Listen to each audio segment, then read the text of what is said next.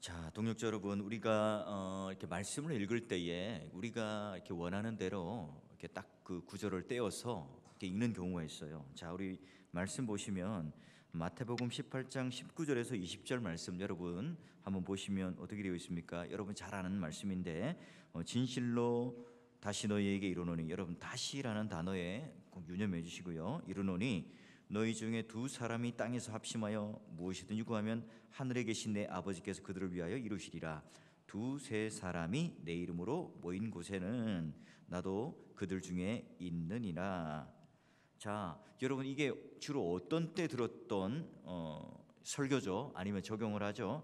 우리가 개척 교회를 하는데 아니면 예배를 드리는데 숫자가 너무 적게 왔어요. 서로 위로하는 마음으로 두세 사람, 세 사람이 모여도 하나님께서 임하시는 예배다, 또는 두세 사람이 모여서 기도하면 하나님께서 들어주신다. 물론 그 말씀이 틀린 말은 아니죠. 그런 위로의 말씀이 될 수 있지만, 그러나 여기 본문에서 이야기하고 있는 예수님께서 말씀하시는 의도는 전혀 달라요. 자, 그러면 우리가 이 말씀이 어떤 문맥 속에서 왔는가? 우리는 본문을 읽었죠. 그리고 19절 읽으면서 우리는 어떤 말씀을 봤습니까? 다시 너희에게 이른다. 그러면 한번 했던 말을 뭐해요? 강조하거나 보충하는 내용이란 말이겠죠. 그러면 우리가 앞에 어떤 문맥의 내용이 있었어요? 우리 15절부터 18절까지의 이야기는 딱 보니까 무슨 내용의 이야기예요? 내 형제가 뭐라면 죄를 범하거든 그 사람을 권고하라. 자, 만일 듣지 않거든 몇 사람요? 한두 사람을 데리고 가서 두세 증인으로 입으로 말마다 확증하게 하라. 그러니까 지금 이 문맥이 어디서부터 나온 거라고요? 권고하고 죄에 대하여 권징하는 이 문맥 안에서 나온 거구나, 이렇게 우리는 이해할 수 있어요. 그러니까 이게 그 본문이 기도한다, 예배드린다, 소수의 인원이 와도 하나님께서 임재하셔서 함께 하실 거다, 그런 문맥 속에서 예수님께서 말씀하신 게 아니란 말이에요. 그러면 오늘 이 말씀은 첫 번째 보니까 권징을 전제로 우리들에게 말하고 있어요. 그러면 첫 번째 보니까 권징은 한 사람만 가서 시행하면 안 된다. 반드시 두세 사람이 상이 가서 결정해야 된다. 자, 그러면 로마 가톨릭이나 교황 독재 체제는 옳지 않은 거군요. 자, 두 번째는 뭐냐면 그러면 합심해서 기도를 하는구나. 무엇을 위해서요? 범죄한 형제를 위해서, 그가 돌이킬 수 있도록, 그가 하나님 말씀을 들었을 때에 마음으로 받아들일 수 있도록, 그래서 주님의 뜻 따라 중대한 결정을 또한 할 수 있도록, 해나갈 수 있도록, 즉 또한 교회나 또 두세 사람이 가서 그 말을 할 때에 그가 받아들이고 승인할 수 있도록 해주세요라는 기도예요. 그럼 세 번째, 그러면 두세 사람이 모여서 기도하고 권징할 때는 주님께서 함께 하시라는 거예요. 주님께서 함께 결정하신 내용이요 권위 있는 내용이다 하는 의미가 담겨 있는 거예요. 자, 그렇다면 우리가 이제 이 본문을 읽으면서 의문이에요. 왜 두세 사람일까? 왜 두세 사람일까? 자, 그러면 우리가 1차적으로 예수님께서 12제자들 또는 70인 전도대를 전도 보낼 때에 몇 사람씩 짝을 지었어요? 두세 사람씩 짝을 지어서 보내었던 것 기억하시죠? 그리고 오순절 성령 강림 이후로 어떻게 해요? 12 사도들이 예루살렘 교회에서 다 사역을 한 게 아니에요. 저마다 교회에 파송되었고 또 선교를 나갔죠. 그런 여기 말하는 두세 사람이라고 하는 것은 바로 두세 사람의 사도들, 제자들을 말해요. 그 자들이 어떻게 했다고요? 가서 함께 권징도 하고 또는 하나님 말씀 전하기도 했다는 거죠. 그러니 두세 사람이라는 의미는 우리 교회에 숫자가 너무 작다, 두세 사람밖에 모이지 않는다, 그걸 말하는 개념이 아니에요. 어떤 결정을 할 때에 대표성을 가진 두세 사람이 가서 여기에 대한 권면, 권징 또는 말씀을 전한다는 거죠. 두세 사람으로 구성된 교회의 치리회 또는 당회라고 하는 의미가 바로 그 결정이 주님이 결정하신 거다 하는 의미예요. 여러분, 제가 아무리 뛰어나지만, 아무리 잘났지만, 좀 얼굴이 잘생기고 착해 보이지만 여러분 향해서 제 개인적인 독단으로 권징을 하거나 당신 이단이에요 라고 할 수 있나요? 그렇게 하지 말라는 거예요. 성경은 두세 사람이라고 하는 의미는 바로 그런 의미에서 너무 소수이거나 또는 한 사람의 독주하는 그 판단들에 대해서 하라는 게 아니라 바로 교회, 치리회, 당회 또는 이런 공동의회라고 하는 그런 회를 말하는 거예요. 자, 그런 근거 구절로 자 18장 17절을 보세요. 어떻게 되어 있냐면 만일 그들의 말도 듣지 않으면, 여기 그들의 말은 두세 사람이죠. 어디에 말해요? 교회에 말하라. 또 교회의 말을 듣지 않거든 이방인과 세리와 같이 여겨라. 이 말은 뭐예요? 안 믿는 사람으로 여기라는 거예요. 자, 그러면 교회라고 말한 이 내용이 뭐냐? 자, 그러면 온 교회가 모여 있는 공동의회에 가서 모든 성도들에게 이 사람의 죄를 낱낱이 밝히고 또 죄를 보고하고 수찬정지하고 출교의 결정을 내려라. 그래서 공동의회에 가서 그 사람의 죄를 보고받고 한 사람씩 성도들이 그 사람에 대해서 정죄하라. 여러분, 그래서 한 사람씩 일어나서 책망하고 회개하시오라고 하는 말이 아니에요. 절차상 형제가 회개하지 않을 때 어떻게 해요? 온 교회 안에 성도들을 대표하는 이 당회가 두세 사람이 형제에게 가서 권면하고 수찬정지 또는 출교에 대한 결정을 하라는 거예요. 그리고 교회, 그래도 말을 듣지 않으면 교회에 보고하라는 말은 뭡니까? 바로 당회에 보고하라는 말이에요.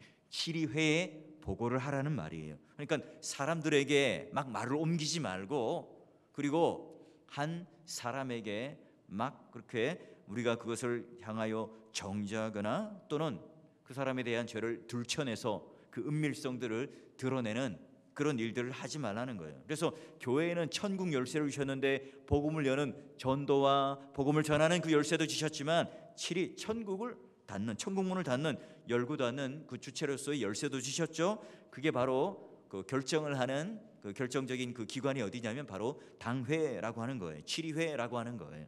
자, 그런 의미로 예수님께서 이렇게 말하죠. 너희 온 무리가 합심해서 기도했다면 이라고 말씀하지 않고 어떻게 해요?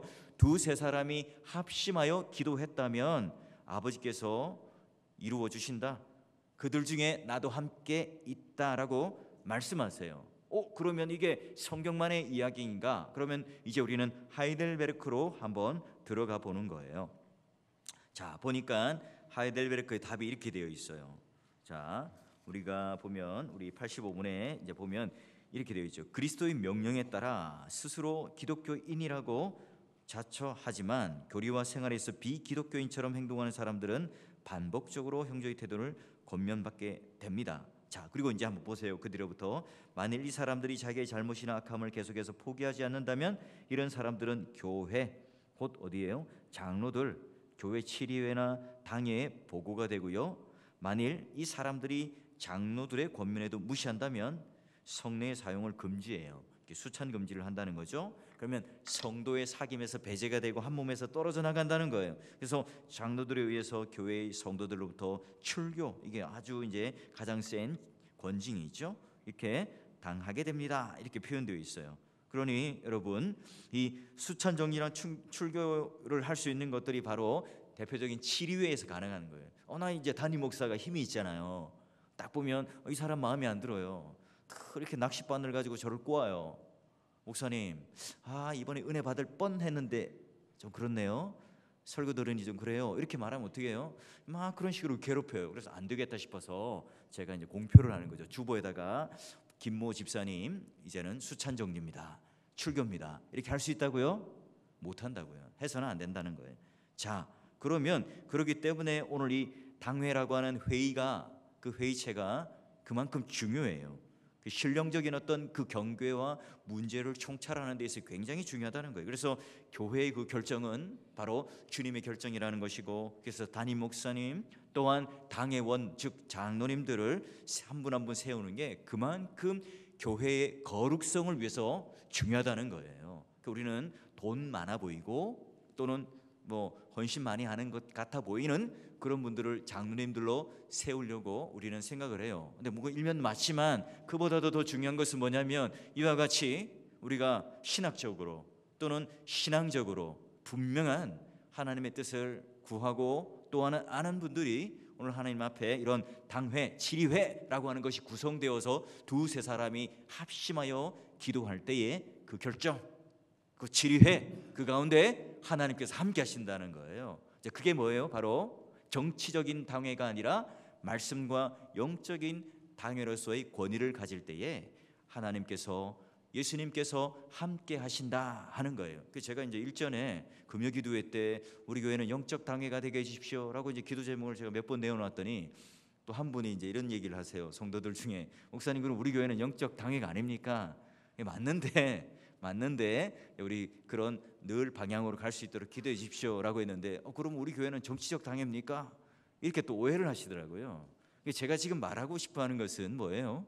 바로 하나님께서 함께 하시고 말씀 가운데 권위가 있는 그런 치료회가 되게 해주십시오, 그런 회의가 되게 해주십시오, 그런 의미예요. 자, 성경도 하이델베르크도 지금 그렇게 이야기를 해요. 그러면 물어볼 수 있죠. 목사님, 우리 교회는 이렇게 장로님들도 많고 담임 목사님도 계시고 당회도 있고요, 당회장도 있어서 조직 교회라고 하는데 그 이웃에 있는 연약한 교회, 목사님밖에 없는 교회 또는 전도사님이 교회를 세운 교회는 어떻게 하죠? 자, 그런 미조직 교회는 수찬 정지나 출교를 할 수가 없죠. 그러면 어떻게 합니까? 노회의 지도를 받아야 되겠죠. 임시 당회장이 온다든지 이렇게 해야 되는 거예요. 이제 그만큼 오늘 이 교회 안에 이 당회라고 하는 것은 굉장히 중요한 교회 안에 하나의 그런 영적인 지표가 되는 거예요. 자, 그러면 우리가 이 권징의 단락이 어떻게 되는가? 그러면 이제 성경을 다시 돌아가서요. 자, 3절 보시면, 18장 3절 보시면, 자, 어떤 얘기냐면, 여러분 이 제자들이 이제 성경을 쭉 보면서 훑어보면 됩니다. 누가 천국에서 큰 자입니까? 이렇게 물어봐요. 그래서 예수님께서는 돌이켜서 이제 어린아이가 아니면 천국에 갈 수가 없다. 예수님께서 이제 말씀하실 때 실제로 진짜 아이들을 데려다가 시청각 교육으로, 실물 교육으로 얘기를 하세요. 자, 3절 보세요. 진실로 너희에게 이르는데 너희가 돌이켜 어린 아이들과 같이 되지 아니하면 결단코 천국에 들어가지 못하리라. 그러므로 누구든지 이 어린아이와 같이 자기를 어떻게 하는 사람요? 낮추는 사람이 천국에서 어때요? 큰 자니라. 자, 그러면 이게 전부 다 이제 다 뭐냐면 이 권징하는 사람, 권징할 수 있는 사람은 어떤 사람인가, 또 권징을 받는 대상은 어떤 존재가 되어야 하는가, 이걸 말해주고 있는 겁니다. 자, 여러분 이 말은요 또한 우리 어린아이 같이 대하더라. 우리가 이제 보통 어린이 주일 때 이 본문을 가지고 설교를 많이 하잖아요. 근데 이제 실질적인 문맥 안에서는 자, 주님의 이름으로 우리 어린아이들 귀하게 여기세요. 주일학교를 아주 이렇게 극진히 대접하자. 사랑스러운 마음으로 받아들이자. 이제 그것도 일면 맞지만 여기 이제 18장 본문 안에서는 예수님께서 그걸 말하고 싶은 게 아니에요. 예수님께서 불러 내오셔서 그 뒤에 보면 교회 안에 있는 소자들을 상징해요. 교회 안에 있는 영적인 어린 아이들, 누구죠? 믿음이 없고 연약한 자들. 그러니까 어린 아이와 같이라는 직유법을 쓰고요. 그래서 믿음이 없고 인격에 모가 낮고 또는 자주 교회 안에서 문제를 일으키는 연약한 사람들이 바로 소자요, 어린 아이들이요 라고 또 할 수가 있겠죠. 여러분 우리가 이런 사람들을 만날 때는 또 어때요? 한면으로 힘들어요. 미운 마음이 들죠. 잘라내고 싶은 마음이 듭니다. 사실 저조차도 영접이 잘 안 되겠죠. 그런데 자, 18장 5절을 보세요. 어떻게 되어 있죠? 또 누구든지 내 이름으로 이런 어린 아이 하나를 어떻게 하라고요? 영접하라. 그러면 누구를 영접하는 겁니까? 예수 그리스도를 영접하는 것이다. 자, 그러면 예수님은 그런 소자들, 연약한 자들, 가시돋친 자들, 또 믿음의 어린 자들, 이런 자들의 그것을 영접하게 되면 소자의 허물과 실수를 영접하는, 용납하고 품고 감당하는 게 뭐예요? 예수를 믿는 표다, 신앙의 표다라고 말을 해요. 자, 그러면 또한 이런 어린 소자들을 어떤 사람들이 영접할 수 있는가? 결국은 뭐예요? 그런 어린아이와 같이 또 되는 자만이 가능해요. 진짜 실질적으로 어린 아이들이 있는 자들을 우리가 있는데, 교회에 그런 자들이 있는데 그런 자를 영접하기 위해서는 우리는 또 그와 같은 자임을 깨달아야 된다는 거예요. 자, 이게 무슨 말인가? 여러분, 겸손한 자만이, 어린 아이와 같이 된 자만이 나도 그와 같이 영적인 어린아이요, 소자요, 믿음이 연약한 자요, 죄 많은 자다, 고백하는 자이기 때문에 나는 이와 같은 비슷한 존재요, 똑같은 존재다라고 생각할 때에 그들과 동무가 되고 친구가 되고 영접하고 어울릴 수가 있겠죠. 그래서 여러분, 이 겸손이라고 하는 말, 여기 낮아진다는 이 말은요, 성경에서 말하는 게 내가 윤리 도덕적으로 내가 이렇게 좀 낮아지고 겸손해지는 어떤 마음을 가지는 그런 의미가 아니에요. 실질적으로 내가 왕인데 내가 낮추는 것, 이게 아니라 왕 행세를 하던 내가 그 사실을 진짜 깨닫고 내가 누구인지를 깨닫고 원래의 위치로 돌아가는 것이 뭐예요? 겸손이에요. 그래서 겸손이라고 하는 것은 우리의 마음의 낮아짐이 아니라 우리의 그 위치, 우리의 신분, 우리의 본질 자체가 뭐냐, 누구냐 하는 것을 제대로 깨달을 때 나오는 그런 가장 본연의 마음이 뭐예요? 바로 겸손이라는 거예요. 그러면 우리가 권징할 때 제일 먼저 중요한 덕목이 뭐란 말입니까? 겸손이라는 거예요. 그 겸손이 뭐라고요? 말하는 윤리적이고 착한 마음의 그런 것들을 말하는 게 아니라 연약한 자들을 내가 대할 때에 비판의 자세로 대하지 않고 이제 권징의 자세를 어떻게 하느냐, 그게 바로 마태복음 7장 1절부터 5절까지 나와 있는 말씀이에요. 그래서 비판을 받지 아니하려거든 비판을 받지 말라. 그래서 티 얘기를 하고 그리고 들보 얘기를 하면서 예수님께서 이야기를 해요. 그래서 여러분, 비판이라는 것, 헤아림이라는 것, 이 두 단어가 있는데요, 이 원어로 보면 비판이라고 하는 것을 막 잘게 나누어 조각내고 쪼개고 막 재판하는 걸 말해요. 헤아림은 뭐예요? 잣대를 딱 가져다 대고 줄자를 대고 몇 센치인지 확실히 측정하고 재고 또는 다루어 보는 것을 말합니다. 그럼 여러분, 소자의 허물과 죄를 보면서 아니 어떻게 저런 행동을 할 수 있어? 장로님이 어떻게 예배에 빠지고, 권사님이 어떻게 저런 행동을 하고, 안수 집사님이 어떻게 저렇게 할 수 있을까라고 하면서 정말 어이가 없네 라고 죄요. 자, 그런데 이 말 속에는 어떤 마음이 숨어 있습니까? 나는 그렇게 하지 않는다. 나는 좀 싸가지가 있는 사람이야. 나는 그래도 좀 경우가 있고, 나는 그래도 내가 상식적이고 열심히 있는 사람이야. 자기의가 있죠. 도사리고 있어요.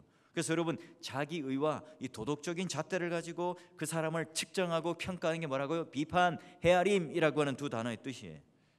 동역자 여러분, 저 사람의 그 범죄의 자리는, 저 사람이 가지고 있는 그 연약함의 모습들은 바로 곧 나의 자리죠. 우리는 전적으로 다 타락했던 자들입니다. 그래서 은혜로 구원받은 자들이기 때문에 우리는 다 똑같아요. 성령 하나님의 은혜가 아니고서는 우리는 누구나도 거룩한 삶을 살 수 없는 자들이었죠. 다 똑같아요. 자, 그런데 오늘 단순히 나도 그럴 수 있는 자야, 이 정도를 말하는 게 아니에요. 형제의 범죄, 실수, 이런 모든 것들을 바라보면서 나의 연약함, 나의 죄악됨, 나의 전적 타락을 보면서 이 사람의 티를 보면서 마치 거울처럼 보지만 내 눈에 들보를 보아야 하는 거죠. 우리는 서로가 각자가 자기를 비춰주는 거울이에요. 이 사람의 잘못을 바라보면서 내가 아주 날카롭게 재단하고 비판하고 헤아리는 것이 오늘 우리가 알고 있는 지혜가 아니라, 그걸 통해서 우리는 거울처럼 오히려 그 작은 티를 보면서 내 들보를 보는 하나의 거울로 세워주셨다는 거죠. 나는 저 사람과 다르다, 나는 저 사람보다 조금 나을 거야. 여러분, 우리는 이런 생각들을 하지만 착각이죠. 완전히 똑같아요. 저 사람이 지금 짓고 있는 그 죄성, 그리고 연약함, 파괴적인 이 모든 것들, 내가 들키지 않았고 내가 드러나지 않았을 뿐이지만 동일한 그 본성이 우리 안에도 늘 꿈틀대고 있다는 사실을 우리는 깨달아야 합니다. 그러니 여러분, 자기 안에 있는, 자기 눈에 있는 들보를 보지 못하고 형제의 티만 바라보면 뭐라고 말해요? 외식하는 자다, 이렇게 예수님은 말하고 계세요. 지난번에 우리가 배웠듯이 성찬에 참여할 수 없죠. 외식하는 자는 권징의 대상입니다. 여러분, 비판의 마음으로 권징하는 사람은 오히려 본인이 그 권징의 대상이 되는 거예요. 그 사람을 권징하기 위해서 막 비판하고 헤아렸는데 마치 똥 묻은 개가 겨 묻은 겨를 나무라는 것처럼 내가 그 자리에서 그런 비판과 헤아림만 가지게 된다면 그 자신 자체가 외식이다 하고 우리를 향하여 고발하고 있는 겁니다. 자, 그러면 이제 갈라디아서를 보게 되면 뭐라고 말했는가? 자, 보세요. 형제들아, 사람이 만일 무슨 범죄한 일이 드러나거든 신령한 너희는 온유한 심령으로 그러한 자를 바로잡고 너 자신을 살펴보아 너희도 시험을 받을까 두려워하라. 똑같은 존재라는 거예요. 똑같은 존재다. 여러분, 오늘 어떻게 저렇게 할 수 있지? 난 이해할 수 없어. 이런 우월감, 정죄의 마음을 갖는 게 아니라 저럴 수 있겠다라고 이해할 뿐만 아니라 나도 동일한 죄의 본성을 가지고 있다. 그리고 형제가 죄를 범할 때 나를 먼저 돌아보고 나를 시험을 향하여 이런 받을까 돌아보라 라고 얘기해요. 그래서 온유한 심령, 온유한 심령으로, 온순한 마음으로, 유순한 마음으로, 겸손한 마음으로 그를 돌아보고 그와 함께 권면하는 자가 되어야 한다 라고 얘기를 하는 거예요. 자, 그러면 이제 이게 마태복음 안에의 수고하고 무거운 짐진 자들아 라고 하는 이 뒤에 나는 온유하고 겸손하니 나의 멍에를 메고 배우라, 이 말도 예수님과 같이 온유라는 것, 겸손하는 것은 항상 같이 가게 되어 있는 거예요.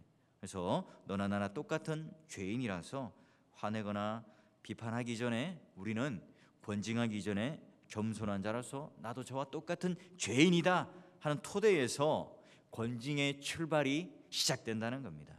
그럼 이게 권징하는 자에게만 필요한 덕목이 아니라 권징을 받는 자에게도 동일한 꼭 필요한 덕목이겠죠. 내가 이 권징을 받는데 온유한 심령을 가지고 유순한 마음으로 부드러운 마음으로 듣지 않는다면 어떻게 해요? 사울의 길을 가겠죠. 그러나 이 권징에 대한 말에 대해서 권면하여 들을 수 있는 온유한 심령이 된다면 돌이키는 다윗의 길로 가게 될 겁니다. 자, 그리고 두 번째로 소자를 권징할 때 가져야 할 마음의 자세는 뭡니까? 소자를 업신여기서는 안 되고 또 주님께서는 이 소자를 얼마나 귀하게 여기셨는가를 다음과 같이 이제 말하는 거예요. 자, 마태복음 18장 6절에서 10절 한번 말씀 찾아가 보세요.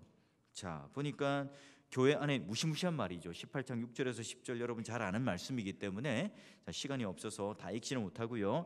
교회 안에 있는 소자를 어떻게 해요? 귀하게 여기지 않고 업신여기고 함부로 대하고 권징한답시고 비판하는 이 마음으로 정죄하고 소자에게 상처를 주거나 또는 그 소자에게 시험 들고 낙심하게 되었을 때 또 그 교회를 떠나버렸을 때 어떻게 된다고요?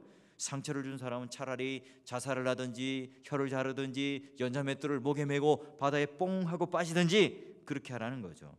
자, 이게 뭐예요? 진짜 실제로 그렇게 하라는 말이 아니라 이 과장법으로 이 죄에 대하여 아주 심각하게 예수님께서 우리를 향하여 꾸짖는 말이에요. 그러면 마음에 겸손함이 없는 사람들, 마음의 소자를 귀히 여기는 마음이 없는 사람들은 그 형제의 죄를 어떻게 해요? 책망하고 권면하는 것이 마치 뭐와 같아요? 상처가 딱 났는데 칼에 베었는데 거기다가 소금을 촥 하고 뿌려요. 그게 막 상처를 갈라내어서 막 소금을 촥 뿌려요. 얼마나 따가울까요? 그거와 똑같은 거예요. 권징의 효과를 통해서 오히려 서로에게 그런 회복과 위로가 되는 것이 아니라 상처를 주고 더 반발하는 역효과가 날 수 있다는 거죠. 그러니 소자를 정말로 귀중히 여기는 마음, 그가 나와 같다는 마음, 겸손한 마음으로부터 출발하지 않고 기도하지 않는다면, 그런 마음을 주시지 않는다면 권징은 아주 조심스러워야 되고 또한 아주 신중해야 한다는 거죠. 자, 그러면 우리는 그 소자 하나를 위해서라도 주님께서 십자가의 피를 흘리시고 귀히 여기셨다, 주님의 마음 따라 우리도 그 소자, 연약한 자를 향하여 그런 마음을 가질 수 있어야 되겠죠. 그리고 세 번째, 권징할 때는 이제 12절부터 14절 말씀인데요, 상한 목자의 심정이 있어야 돼요. 자, 12절부터 14절이 어떤 내용이죠? 양 100마리가 있었는데 99마리를 산에 두고 잃어버린 한 마리의 양을 찾아 예수님께서는 가신다 하는 거죠. 그럼 우리는 이제 다 99마리 양이라고 생각하지 않겠어요? 그럼 어떻게 돼요? 뭐 예수님을 향하여 막 노래를 부르지 않겠어요? 예수님 힘내세요, 우리가 있잖아요. 예수님 그걸 가지고 기뻐하시지 않는다는 거예요. 길 잃은 한 마리의 양을 구하기 위해서 99마리 양을 내버려 두고, 자, 그리고 이제 한 마리를 찾으러 다닌다. 우리는 이제 목양을 안 해봐서 잘 모르지만 우리 마치 뭐 돼지나 닭을 키우는 것처럼 그런 어떤 그런 사업적인 의미로 우리는 생각해요. 뭐 양 한 마리 없어졌다고 뭐 대수인가 99마리가 있는데 라고 우리는 단순하게 비즈니스 또는 축산업 정도로 생각하는데, 그게 아니라 양들은 생업에 도움을 주는 가축일 뿐만 아니라 한 마리 한 마리가 다 이름이 있어요. 그리고 주인과 인격적이고 애정의 관계가 있는 거예요. 그래서 제가 EBS 프로그램이나 이런 걸 보니까 그 유목민들이 양 한 마리를 죽일 때도 굉장히 존중해요. 그래서 고통스럽지 않도록 딱 이렇게 급소를 찌르든지 이렇게 경동맥을 찔러서 이렇게 빨리 그를 죽여서 이렇게 잡아먹더라고요. 그러니까 하나의 가족이라고 생각해요. 여러분, 예수님의 심정도 마찬가지죠. 하나 없어지면 어때? 이게 아니라 바로 그 한 마리 양을 위해서 애써 찾아다녔다는 거죠. 이 말이 뭡니까? 99마리보다 한 마리가 더 중하다, 이런 비교를 나타내기 위해서 한 게 아니라 나만 신앙생활 잘하면 된다. 여러분, 이런 생각을 절대로 우리는 할 수가 없겠죠. 시험이 들어서 힘들어하고 있어요. 또한 그 상황을 무시하고 또 교회를 몇 주째 안 나왔어요. 그리고 또한 시험하고 낭망하여서 힘들어하는 형제 자매가 있습니다. 여러분, 그거 우리가 무관심하게 내팽개친다면 바로 이와 같이 사도 바울처럼 위대하게 사는 99명의 성도가 있더라도 주님은 기뻐하시지 않는다는 거예요. 그 하나 연약한 자, 소자, 그런 상처받은 자를 향하여 우리가 그런 마음을 가지고 있는가, 이게 다 권징의 마음 속에 녹아 있는 거예요. 여러분, 권징하고 또 출교하고 수찬 정지하는 모든 것들이 뭡니까? 당신 나가, 당신 이런 죄 지었으니까 반성해, 손 들고 있어, 반성문 제출해, 그런 의미가 아니에요. 그리스도의 몸에서 그들이 떨어져 나가는 그 아픔을 나도 똑같이 느끼면서 그들을 사랑하는 마음으로 우리 다 함께 다시 교회 안으로 회복될 수 있도록, 접붙여질 수 있도록 사랑으로 돌아보는 게 바로 권면이요 권징이라는 거예요. 그러니 여러분, 다 신앙생활 잘하고 천국 가는 게 우리의 목표가 되어야 되겠죠. 그러기에 서로에게, 나 혼자만 잘 되면 되가 아니라 서로에게 관심을 가질 수 있도록 서로를 돌아볼 수 있는 공동체로 주님께서 교회를 주신 거예요. 그러니까 예수님께서 지대한 그런 어린아이와 같은 영적으로 소자인, 그리고 이 한 마리 잃어버린 양처럼 이런 자들을 향하여 지대한 관심을 가지고 있는 겁니다. 우리 마음속에 뭡니까? 우리 사람도 많이 오고 예배 많이 드리니까 한 분 갈 테면 가라지, 잘 되었네, 안 그래도 저 사람은 나와 사이가 안 좋았는데 아이고 잘 되었다, 그냥 우리 교회 숫자나 정도 줄 뿐이지, 그렇게 생각하십니까? 아니에요. 그럼 우리는 목양을 하고 있는 게 아니라 사업을 하고 있는 거죠. 비즈니스를 하고 있는 거예요. 여러분, 정말 우리는 잃어버린 목자의 심정으로 구역 식구들 하나, 성도들 한 사람 한 사람 하나, 또는 이 새 가족들이 이 교회에 와서 등록하고 정착하기 위해서 얼마나 고민을 하고 수없이 인터넷에 돌아다니면서 마치 그 영적인 유목민처럼 이 교회 저 교회 막 돌아다니면서 이제 겨우 선택해서 교회에 들어오는데, 여러분, 우리는 얼마나 쉽게 그들에 대하여 연약한 자로 대하지 않고, 여러분, 나도 모르게 이렇게 상처 주는 말들을 하고 목자의 심정을 잃어버린 채 생각하고 있습니까? 여러분, 그러기에 우리는 항상 비판하고 정죄하는 일들에 대하여 항상 우리를 돌아볼 수 있어야 되고 주님의 마음이 덧입혀질 수 있도록 생각해야 되겠죠. 자, 네 번째는 뭐냐면 권징할 때가 이제 21절 이하의 마음의 용서의 마음의 자세를 가져야 해요. 자, 21절 이하, 18장 21절 이하의 마음에 쭉 이제 그때서부터는 이제 어떤 비유가 나옵니까? 자, 보니까 베드로가 나와서 이제 형제가 죄를 보면 몇 번 용서해 줄까요? 라고 물었을 때 70번씩 7번씩 해줘야 됩니다 라고 하는 이 말을 하면서 그 뒤에 비유가 100데나리온 그리고 1만 달란트 빚진 자에 대한 이 이야기를 지금 우리들에게 이야기해 줘요. 여러분, 한번 볼까요? 우리는 만일 그 형제가 우리에게 죄를 범하면 자신에게 어떻게 반응을 하죠? 그 사람이 나에게 죄를 범하면 마치 우리는 100데나리온 그걸 빚긴 또는 피해를 입은 것 같아요. 우리 분노, 복수심 감추지 못하죠. 자, 그런 마음으로 우리는 어떻게 해요? 권징할 수 없다는 거예요. 권징하기 전에 용서가 되어야 된다는 거예요. 그럼 어떻게 우리 용서할 수 있죠? 예수님은 이 1만 달란트를 비유로 설명하면서 어떤 말입니까? 저 사람이 나한테 잘못한 것은요 100데나리온에 불과해요. 근데 그 100데나리온 그것만 빚져도 우리는 마음이 무너지고 용서하지 못해요. 분노와 끓어오는 이 복수심 때문에 갚아, 너도 주고 봐, 너도 이런 고통 당해봐 해야만 직성이 풀려요. 그런데 그때 아픔과 상처를 통해서 우리는 무엇을 생각하라고요? 야, 그 형제가 너에게 준 상처가 얼마야? 100데나리온. 근데 네가 지금 하나님께 잘못한 것은 1만 달란트인데 어떻게 생각하니? 주님이 너 때문에 얼마나 고통스러워하셨을까? 너 때문에 얼마나 분노하셨을까? 나 때문에 얼마나 많은 극심한 피해를 입었을까? 이걸 묵상해 보라는 거예요. 그게 너는 뭐예요? 1만 달란트 빚졌는데 그 탕감받은 자야. 자기를 지으신 그 하나님을 모르고 반역하고 거역했던, 하나님의 영광을 짓밟고 땅에 떨어뜨려 버렸던 그런 자다. 너는 지금 하나님께 1만 달란트의 피해를 준 자고 1만 달란트의 빚을 진 자야. 그런데 그 무한한 복수심을 가졌던 그런 죄인이었지만, 마땅히 죽을 죄인이었지만 주님이 너를 어떻게 대했니? 야, 너를 십자가 가운데에 바로 값없이 용서해 주지 않았느냐? 자, 자기 목숨을 희생하여 준 그 놀라운 은혜. 여러분, 우리는 주님 앞에 무릎을 꿇을 수밖에 또는 엎드릴 수밖에 없는 것처럼 진정 내가 그런 죄 지은 100데나리온 죄를 지은 그 형제를 바라보면서 용서할 수밖에 없는 그 마음으로 우리는 돌아서게 되는 거죠. 여러분, 이게 권징이라고 하는 이 내용 안에 이와 같은 4가지, 첫 번째는 겸손, 두 번째는 소자를 귀히 여기는 마음, 연약한 자를, 어린아이 같은 그런 연약한 자를 귀히 여기는 마음, 그리고 상한 목자의 심정, 한 마리 양을 찾으러 가는, 그리고 마지막으로 용서해주는 1만 달란트 탕감받은 자로서의 용서해주는 이 4가지의 어떤 우리의 마음의 심정을 담아놓으면서 권징이라고 하는 이 내용이 이 안에 들어가 있는 거예요. 여러분, 이렇게 들으니까 어때요? 야, 이건 너무 어렵다. 이 4가지를 가지고 권징하려면 우리는 평생 하지 못하겠네 라고 생각할 수 있어요.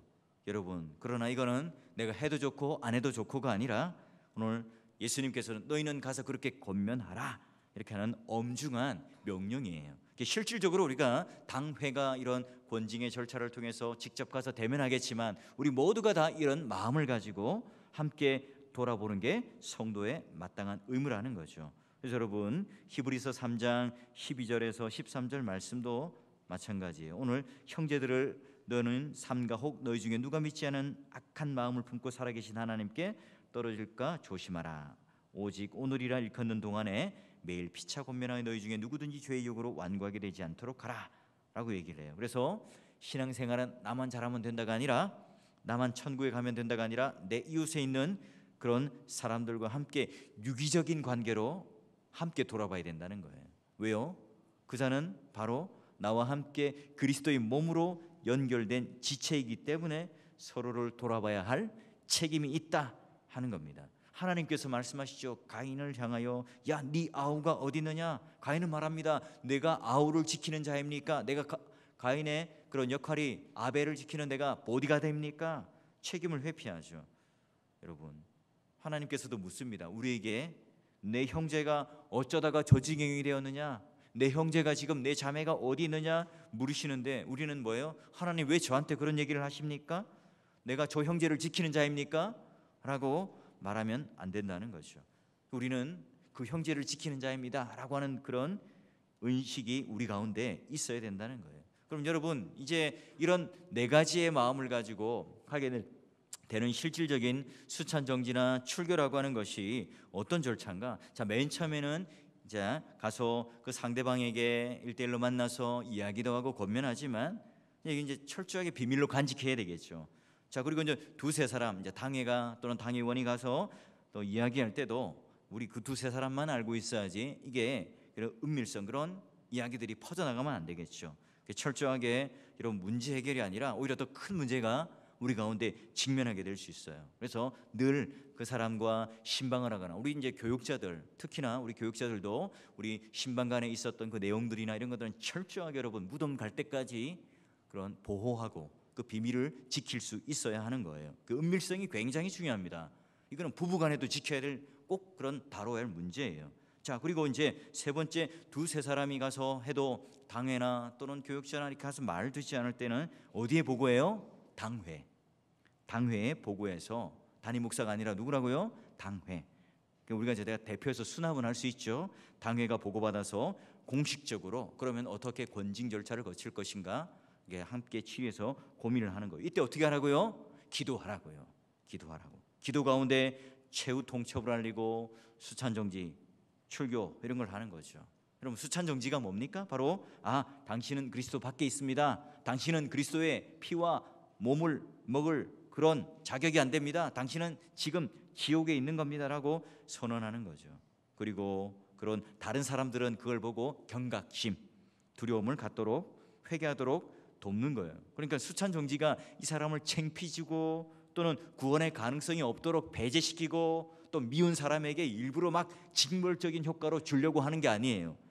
자, 그리고 그 사람들은 그냥 나는 이거 벌 받았으니까 일정 기간 자숙하면 땡, 그런 의미로 주는 의미가 아니에요.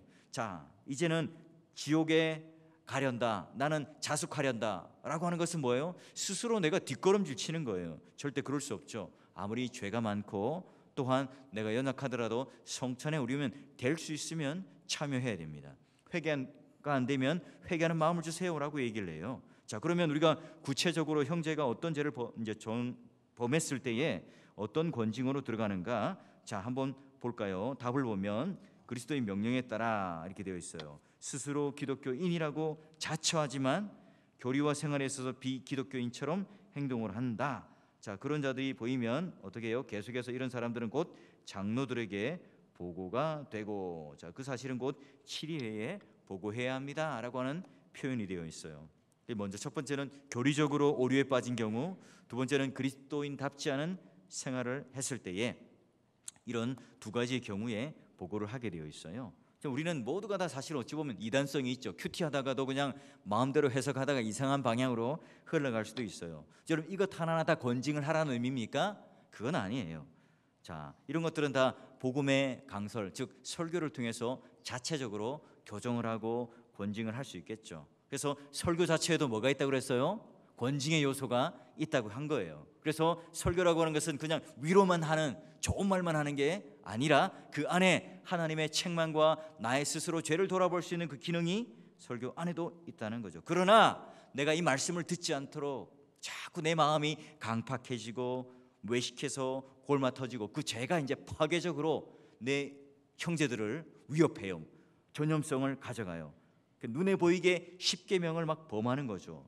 그래서 두 가지 이단 사상과 그런 또 여러 가지 도덕적으로 타락하는 이 죄를 저질렀을 때에 교회는 어떻게 해요?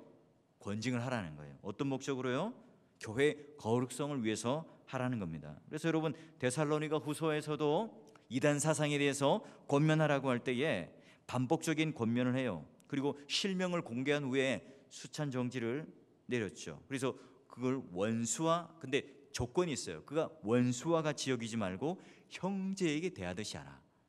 원수와 같이 하지 말고 형제에게 하듯이 하라, 이렇게 되어 있어요. 그래서 여러분 또한 이제 도덕적인 범죄에서 똑같아요. 형제가 또는 음행이 있어서 죄를 지었다 할지라도, 자, 고린도 도시 자체가 음행의 도시였지만 그 음행의 도시 안에서 이들을 이단 또는 사단에게 내어 주었다라는 말은 출교를 했다 하는 말이에요. 그런 말은 뭐냐면 또한 이들을 완전히 배제하는 것이 아니라 예수의 날에 구원을 받을 수 있도록 그들을 벌 주는 것이다 라고 이야기를 해요. 그러니 출교를 하든 수산정지를 하든 그 모든 목적들이 다 그들이 회개하고 돌아올 수 있도록 한다는 거죠. 자, 여러분, 오늘 이 말씀을 가지고 이제 정리를 한번 해보면 이렇습니다. 이단 사상이 있거나 또는 고린도 교회처럼 심각한 음행을 저질렀을 때에도 이런 상황 속에서 그가 계속 부정적인 죄를 저지르고 있다면 여러분, 한 사람의 잘못이 아니라 막 전염되어서 온 교회에 퍼지겠죠. 그럼 여러분, 교회의 권징은 그 거룩성을 유지하는데 분명히 중요한 하나의 교회 표지요 수단인 거예요. 그럼 여러분, 수찬정지 또는 여러 가지 권징을 하게 되면 교회가 어떻게 상황이 나빠질까요? 어떻게든 교인들 비율을 맞춰야 되고 어떻게든 교인들이 마음 상하지 않도록 해야 되는 것 아닙니까? 그게 아니라 바로 교회의 질서와 교회 기강이 바로 서도록 그 거룩성이 보존되도록 해야 되겠죠. 그게 바로 교회는 뭐예요?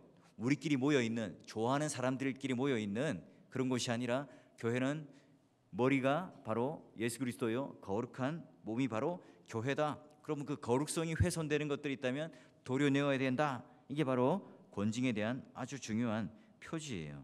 그러면 언제까지 그들은 권징하고 출결합니까? 다시 돌아올 때까지. 그러니까 그들이 확실히 회개를 하고 또 돌아오고 교회 안에 우리 안에 형제로 받아들일 때까지 그들을 위해서 계속해서 권면하고 기도하고 함께 돌아보라는 거죠. 여러분, 오늘날 그런데 막 그런 어때요? 뭐 음행을 저지르고 이런 것은 이미 세상 법정에 판단을 받기 때문에 교회 안에 권징하는 경우는 굉장히 드물어요. 그러나 도덕적으로 우리가 벌하기 전에 이미 사회적인 법을 받고 오죠.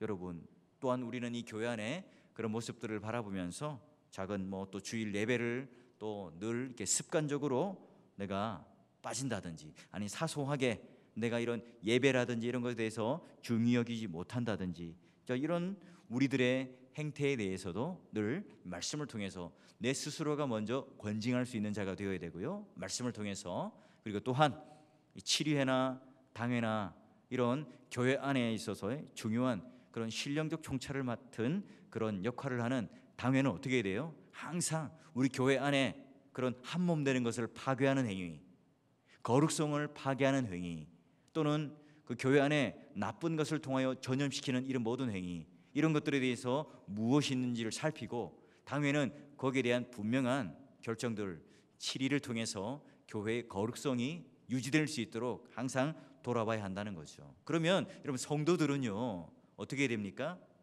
연약한 마음, 겸손한 마음으로 그 치료의 결정에 대해서 순종하고 돌이키고, 또한 교회의 한몸됨을 위하여 함께 애쓰고 노력하셔야 하나님께서 기뻐하시는 그런 교회가 될 수 있다는 거예요. 그게 바로 오늘 우리가 읽었던 마태복음 18장 가운데 천국 열쇠 가운데 하나의 키예요. 하나의 또 하나의 열쇠라는 거죠. 여러분, 오늘날 이 땅에서 교회, 그 거룩한 영광을 맛볼 수 있는 교회 안에 하나님께서 천국 열쇠를 주셨다는 게 얼마나 큰 우리에게 복인지 모릅니다. 말씀을 들을 수 있다는 것, 그리고 그 말씀을 통해서 우리가 천국문 안으로 들어가는 놀라운 특권을 가졌다는 것뿐만 아니라 그것을 닫을 수 있는 권세를 통하여 교회가 거룩하게 유지되어지며 하나님 앞에 기뻐하는 그 놀라운 은혜 가운데 있는 교회로 남아있을 수 있다는 것.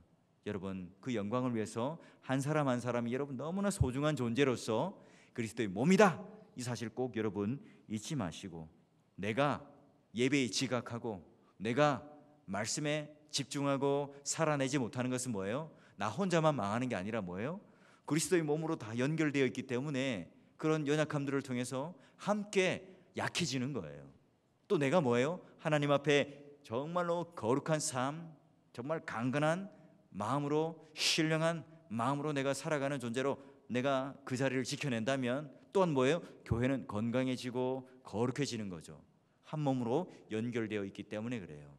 그래서 여러분, 늘 우리는 사랑하는 마음 가운데에 하나님 앞에 건강한 이 치리, 건징에 대한 그 이해를 가지셔서, 누가 이제 당회가 정말 심사숙고하고 기도하는 마음으로, 금식하는 그런 기도하는 마음으로 결정이 되었을 때에 순복할 수 있는 마음, 그리고 우리 당회나 교회 지도자들은 항상 그런 이단 사상 또는 잘못된 일들로 교회가 그 거룩이 훼손되고 있지는 않은가 늘 돌아봄으로 말미암아 영적으로 민감해져서 정말 진정한 교회의 표지인 복음 말씀, 성찬의 바른 시행, 그리고 권징에 대한 바른 시행과 이해를 통해서 여러분 정말 이 교회가 아름답고 복된 교회로서 세워져 나갈 수 있기를, 여러분 그런 주인공으로 하나님 앞에 한 몸 된, 한 백성 된 그런 존재로 늘 서로를 격려하시고, 연약한 사람들이 있는지 항상 돌아보시고, 내가 먼저, 나는 1만 달란트 빚진 자지라고 하는 이 마음을 가지고 서로를 애틋하게 돌아보는 동력자 의식, 한 몸 된 형제 자매 의식을 가지시고 늘 기도해 주시고 격려해 주시고 칭찬해 주시고 아껴 주시고 사랑해 줄 수 있는 그런 사월교회 성도요 공동체가 될 수 있기를 주의 이름으로 축원합니다.